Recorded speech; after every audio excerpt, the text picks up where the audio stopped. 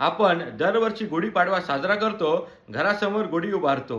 मात्र गुढीपाडव्याचे ऐतिहासिक महत्त्व, ऐतिहासिक संदर्भ आपल्याला माहिती आहेत का?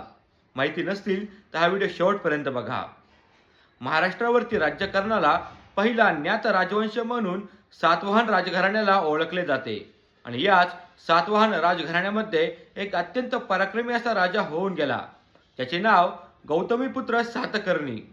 या गौतमीपुत्र सातकर्णी याने मोठा पराक्रम गाजविला.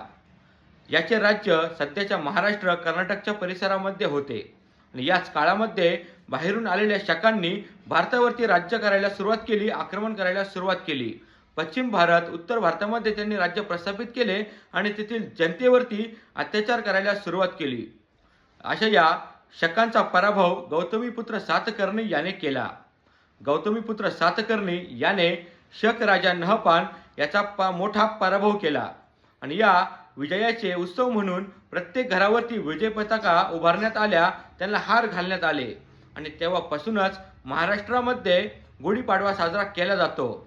त्याचबरोबर गुढीपाडव्याच्या दिवशी मराठी नवीन वर्ष सुरू होते, कारण शकांवरील या विजयाचे प्रतीक म्हणून गौतमीपुत्र सातकर्णी या राजाने एक नवीन कालगणना सुरू केली, जी आजही आपण मराठी कालगणना म्हणून वापरतो, जिला शालिवाहन शक म्हणून ओळखले जाते.